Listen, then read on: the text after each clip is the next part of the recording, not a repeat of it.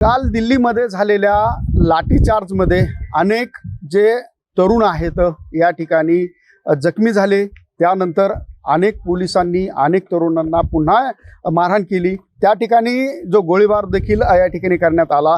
त्याचबरोबर या ठिकाणी अश्रुधुरांच्या कांड्या देखील फोडण्यात आल्या आणि त्या ठिकाणचा जो जमाव आहे तो पांगवण्यात आला। आणि हे जी दृश्य होते हे संपूर्ण महाराष्ट्रासह नव्हे तर संपूर्ण देशाने पाहिले। नीट घोटाळ्याचं कनेक्शन जे आहे ते संपूर्ण भारतभर पसरल्याचं पाहायला मिळतं आणि हा घोटाळा ज्या शिक्षण मंत्र्यांच्या आधिपत्याखाली केला गेला त्या शिक्षण मंत्र्याचा राजीनामा घ्या या मागणीसाठी दिल्लीच्या जंतर मंतरवर हे आंदोलन आजही चालू आहे। आणि याच आंदोलनाचे पडसाद जे आहेत ते बीडमध्ये देखील उमटलेत। माझ्याबरोबर बीडचे नागरिक आहेत, आपण त्यांच्याशी बोलण्याचा प्रयत्न करू। काय सांगता येईल आज भारतीय नागरिक म्हणून ही जी व्यवस्था चालली, हे आंदोलन चाललंय, याच्यामध्ये अनेक तरुण जखमी देखील झाले आहेत, तर काय वाटतं एक भारतीय नागरिक म्हणून? प्रथमतः सरकारच्या वतीनं या विद्यार्थी आंदोलकावरती जो काही लाठी हल्ला झाला त्याचा मी या ठिकाणी तीव्र शब्दामध्ये निषेध व्यक्त करतो।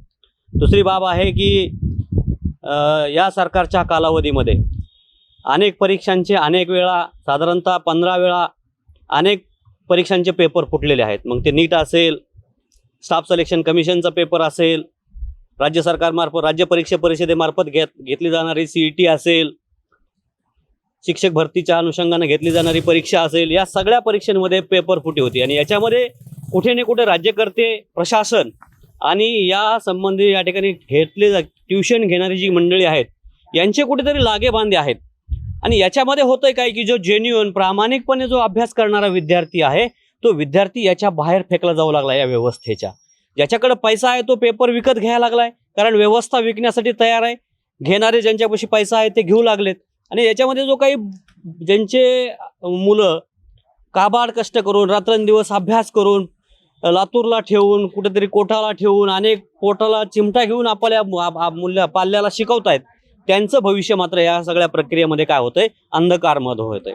आणि म्हणून सरकारने हे सगळं सुधारलं पाहिजे। यासाठी कधी नव्हे ती या मोदी सरकारच्या 12-13 वर्षाच्या कालावधीमध्ये एक मोठ्या प्रमाणामध्ये विद्यार्थी वर्ग आणि पालक वर्ग रस्त्यावर उतरलेला आहे। त्याचं या प्रथमतः मी या निमित्तानं स्वागत करतो की अशा प्रकारचा उठाव होणं आवश्यकच होतं, नव्हे तो अधिक जोमानं झाला पाहिजे।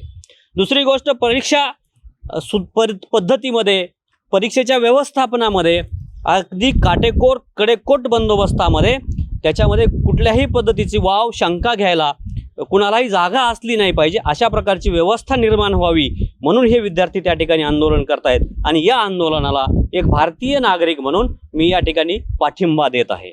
माझ्याबरोबर ज्या विद्यार्थ्यांनी नीटची परीक्षा दिली, पहिल्यांदा नीटची परीक्षा दिली, मात्र पुन्हा ज्यावेळेस दुसरा पेपर झाला तो पेपर या विद्यार्थ्यांनी दिलेला नाही, त्याच्या मागचं कारण काय आपण त्या विद्यार्थ्याकडून जाणून घेऊ। भैया, काय सांगता येईल, पहिल्यांदा नीटची परीक्षा दिली, त्याच्यानंतर पुन्हा दुसरी परीक्षा तू दिली नाही, नेमकं काय कारण, काय वाटतं, नेमकं काय झालं?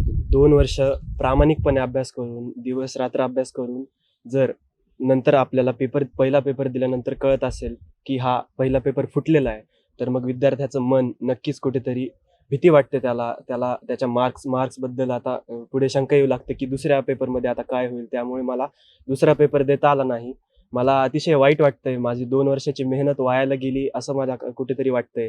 आणि हे जे आहे याच्यामुळे खूप असं मनाला असं वाटतंय की नेमकं आता काय करावं आणि पुढे काय करावं हा विचार सुरू आहे।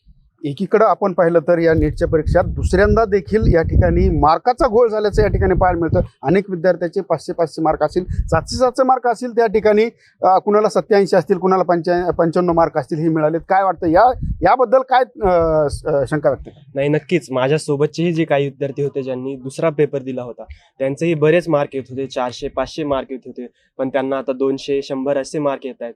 तर त्यांच्याही मनाला खूप जास्त भीती आहे त्यांच्यामध्ये की आता काय करावं, पुढे आता काय करावं, पण ते काही बोलू शकत नाहीत, त्यांचे पालक काही करू शकत नाही, कारण की हे सगळं सिस्टम जे आहे ह्या सर्व गोष्टीला जिम्मेदार कोण आहे? या सगळ्या गोष्टीला सरकारच आहे।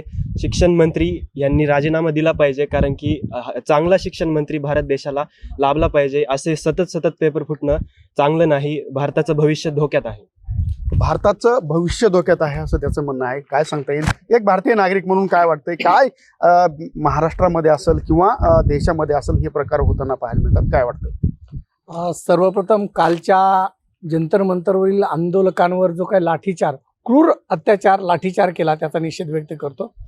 खऱ्या अर्थानं 56 इंचाची छाती म्हणवणारे प्रधानमंत्री संसदेच्या मागच्या गेटमधून त्यांना पळून जावं लागलं. ही भीती या सरकारला बसणं गरजेचं होतं. संसद अभी दूर नाही कालच्या घटनेवरून लक्षात आलेले. आज आम्ही संसदेच्या गेटवर पोहोचलोत काल, उद्या संसदेचा ताबा घेतल्याशिवाय राहणार नाहीत जर हे प्रकार असे चालू राहिले तर. कालच्या आंदोलनात विद्यार्थी आणि युवकांना NTA ऑफिसचा ताबा घेतला होता, परंतु त्या ठिकाणी कोणीही नव्हतं. NTA बरखास्त केली पाहिजे, नॅशनल टेस्टिंग एजन्सी आहे जी ती बरखास्त केली पाहिजे. जे पेपर फुटीमध्ये दोषी आहेत त्यांच्यावर कडक कारवाई झाली पाहिजे. याच पद्धतीनं जर सातत्यानं पेपर फुटत असतील तर प्रधानमंत्री आणि शिक्षण मंत्री यांनी त्याची जबाबदारी स्वीकारली पाहिजे आणि राजीनामा दिला पाहिजे. खऱ्या अर्थानं कालचं जे आंदोलन होतं अभूतपूर्व होतं. कुठल्याही एका राजकीय पक्षाचं आंदोलन नव्हतं. अनेक राजकीय पक्षानं त्या आंदोलनाला, विद्यार्थ्यांच्या आंदोलनाला पाठिंबा दिला होता. डाव्या पक्षांचे अधिकाधिक कार्यकर्ते त्या आंदोलनामध्ये सहभागी होते.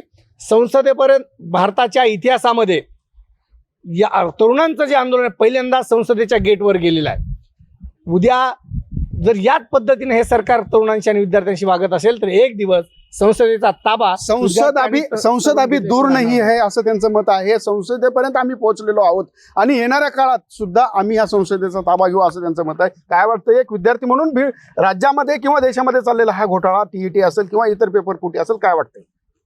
जर देशाचे विद्यार्थी पेपर फुटीबद्दल जर आवाज उठवत असतील, जर त्यांच्यावर लाठीचार्ज होत असेल तर आवाज कुणी उठवायचा?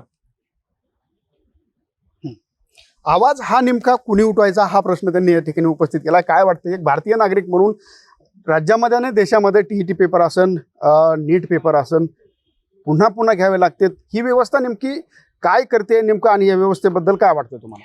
ही व्यवस्था बदलली गेली पाहिजे. काल तर इतकी म्हणजे जंतर मंतरवर झालेल्या ह्याच्या गोळीबारामध्ये प्रथमतः मी त्या पोलिसांचा निषेध करतो. काल संसदेचं गेट बंद करावं लागलं, इतकी भयानक परिस्थिती विद्यार्थ्यांनी त्या ठिकाणी केली होती. आताच माझ्या मित्रांनी सांगितल्याप्रमाणे संसद अभी दूर नाही आहे असं म्हणत विद्यार्थी काल प्रचंड प्रमाणात देशातून पूर्ण त्या ठिकाणी आले होते आणि त्यांच्यावर जो लाठी हल्ला केला या शासनानं, मुलींचे कपडे फाडले, आज बऱ्याच विद्यार्थ्यांच्या डोक्यातनं रक्त बाहेर आलं. ही चुकीचं आहे. ही घटना घडली ती अतिशय निंदनीय आहे. हे विद्यार्थी काय मागत होते? शिक्षण मंत्र्याचा राजीनामा मागत होते. का दिला नाही शिक्षण मंत्र्यांना राजीनामा? का पळून जावं लागलं पंतप्रधानांना मागच्या दारानं? ह्या सगळ्या गोष्टीचा जबाबदार फक्त या देशाचं सरकार आहे आणि ते सरकार बदललं गेलं पाहिजे. आता तुमची मागणी काय? आता आमची मागणी अशी आहे की आम्ही विद्यार्थी संघटना म्हणून बीड शहरामध्ये एक बैठक घेऊन लवकरच शैक्षणिक बंद पुकारण्याची आमची हे आहे. आणि हे सरकार, धर्मेंद्र प्रधानचा जोपर्यंत राजीनामा होत नाही तोपर्यंत आम्ही शांत बसणार नाही अशी आमची मागणी. धर्मेंद्र प्रधान शिक्षण मंत्री जे आहेत, केंद्रीय शिक्षण मंत्री, यांचा जोपर्यंत राजीनामा होत नाही तोपर्यंत आम्ही थांबणार नाही असं यांनी या ठिकाणी म्हटलं आहे. त्यामुळे आता धर्मेंद्र प्रधान हे राजीनामा देतात का हे देखील पाहणं तितकंच महत्त्वाचं ठरणार आहे. हरिदास तावरे, लोकशाही मराठी, बीड. लोकशाही मराठी, ऐका, पहा, जागरूक रहा.